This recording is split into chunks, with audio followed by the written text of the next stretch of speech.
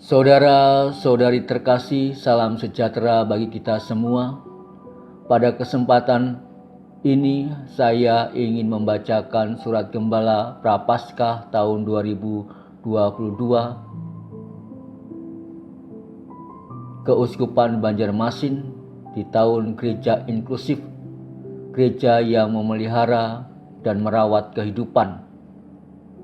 Harapannya juga isi surat ini hendaknya dialami oleh umat beriman dalam pertemuan komunitas atau stasi atau kelompok kategorial, bahkan dalam keluarga untuk merumuskan tindak lanjut konkret.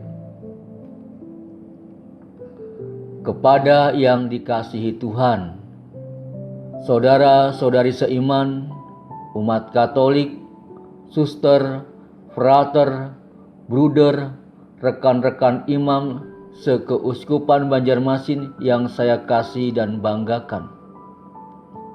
Damai sejahtera Allah selalu menyertaimu. Pada hari Rabu Abu, tanggal 2 Maret mendatang, Gereja Katolik sedunia memasuki masa Prapaskah yang ditandai dengan penerimaan abu. Masa yang biasa disebut retret agung itu ditandai dengan puasa dan pantang dengan berbagai ungkapan dan perwujudannya. Tema aksi puasa pembangunan atau APP masa Prapaskah 2022 yang ditawarkan Komisi Pengembangan Sosial Ekonomi Konferensi Wali Gereja Indonesia atau PSEKWI tahun 2022 bertajuk Memulihkan Kehidupan Bumi Sehat Manusia Sejahtera. Sementara itu, Keuskupan Banjarmasin sejak tahun 2020 memasuki periode 5 tahun kedua. Arah dasar yang berjudul Umat Allah Keuskupan Banjarmasin didasari imannya menjadi gereja yang memancarkan kasih Allah di Kalimantan Selatan. Memasuki tahun ketiga, tahun gereja inklusif sejak Januari 2022, Gereja Partikular Keuskupan Banjarmasin berkomitmen untuk terbuka dan bekerja sama dengan umat beragama dan budaya lain, hidup bersama dan bersesama dengan semua kalangan, seraya mengembangkan jejaring antar lembaga sosial di dalam dan di luar gereja. Dengan demikian, tema yang disodorkan Komisi PSEKWI mendarat dan mendapatkan pijakan di bumi Kalimantan Selatan. Untuk umat Katolik Kalimantan Selatan menempatkan diri sebagai bagian dari keluarga besar yang menghuni Rumah Besar Kalimantan Selatan. Kita terpanggil mengikuti ajakan Paus Fransiskus untuk bersama dengan sesama anggota keluarga besar Kalimantan Selatan ikut serta memelihara, merawat, dan menata kehidupan bersama, membangun ekologi integral sebagai upaya serius untuk menyelamatkan bumi rumah kita bersama dan memulihkan kehidupan pasca pandemi COVID-19.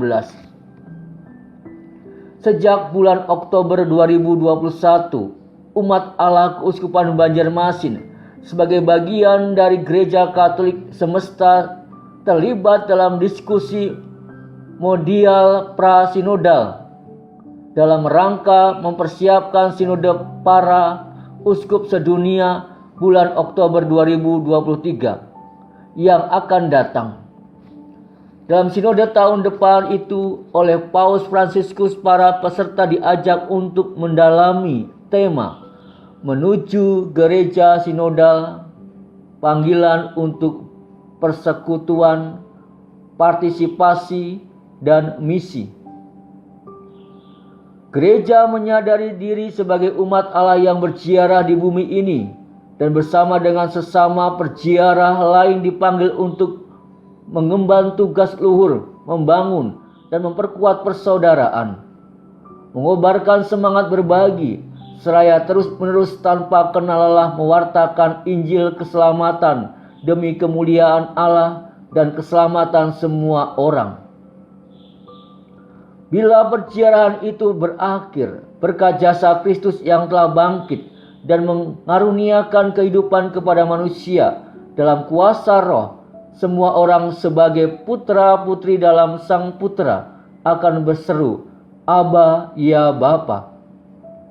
Itulah saat terciptanya langit baru dan bumi baru. Kedua, sabda Allah yang menyapa kita pada hari Minggu biasa ke-8 pada tanggal 26 atau 27 Februari 2022 ini membuka pintu pencerahan bagi kita dalam memahami dan mendalami tema APP tahun 2022, Gereja Inklusif, memelihara, merawat, dan memulihkan kehidupan. Paus Fransiskus dalam ensiklik Laudato Si menegaskan bahwa keadaan dunia saat ini mengalami masalah besar karena mengalami krisis iklim, kemerosotan atau degradasi lingkungan, perilaku konsumeristik manusia, dan ketidakadilan sosial. Paus menyerukan perlunya secara sangat mendesak semua orang pada tingkat global dan lokal mengambil tindakan, bersatu mencari solusi, mengatasi masalah kerusakan bumi ini. Berawal dari relasi yang telah putus antar manusia dengan Sang Pencipta, maka hubungan manusia dengan sesama manusia dan sesama makhluk menjadi goyah. Bumi semakin panas, dunia kita semakin tidak bernyawa. Penduduk bumi menderita, yang paling miskin dan rentan merekalah yang paling menderita. Kita ada dalam krisis kompleks yang bersifat sosial, ekonomi, dan lingkungan hidup. Petikan Injil Lukas bab 6 ayat 39 sampai 45 pada hari Minggu biasa ke-8 merupakan bagian terakhir rangkaian khotbah Yesus dalam bab 6. Maka perlu diingat kaitannya dengan seluruh bab itu, khususnya bagi yang dibacakan pada hari Minggu biasa ke-7. Lukas bab 6 ayat 27 sampai 38. Sebagai warga gereja dan murid Yesus, kita diutus olehnya untuk mengenyahkan dari bumi ini segala penyakit yang mendera bumi dan seisinya. Tetapi perubahan itu harus mulai dari diri sendiri, dari gereja dan semua warganya sebagai pribadi, keluarga, lembaga-lembaga, keuskupan, paroki, stasi, dan komunitas. Yesus menegaskan tak mungkin seorang pengikutnya menuntun orang lain untuk mengatasi halangan-halangan dalam dirinya kalau dia sendiri masih buta. Buta karena ia sendiri belum mengenali dan belum mampu menjalankan cara hidup yang benar dan baik sebagai murid Yesus. Buta karena ia sendiri belum menyadari cacat celah kehidupannya yang merupakan penghalang dalam mengamalkan cara hidup Injil. Masa Prapaskah adalah saat tepat bagi setiap murid Yesus untuk tetap berguru kepada Yesus Sang Guru Agung. Ialah yang mampu membuka mata murid supaya semakin mengetahui jalan yang dikehendaki Tuhan. Dia pula yang menurunkan Roh Kudus yang mencerahkan dan memampukan sehingga murid itu mengetahui jalan yang dikehendaki Tuhan dan mau serta berani menempuhnya. Ketiga, masa Prapaskah merupakan saat berrahmat untuk terus berguru pada Yesus. Mari kita semakin jeli dan berani mawas diri mengenali rintangan-rintangan besar dalam hidup kita secara pribadi atau kelompok yang menjadi penghalang untuk hidup menurut pola hidup Yesus. Dia memberi, merawat, dan memulihkan kehidupan manusia melalui kehadiran perkataan-perkataan dan tindakannya. Dengan berguru pada Yesus, dengan benahi diri, kita mengisi pembendaharaan hidup kita dengan harta Injil, dan dari hidup itulah lahir buah-buah kasih yang menyembuhkan berbagai penyakit dan penderitaan baik fisik maupun rohani.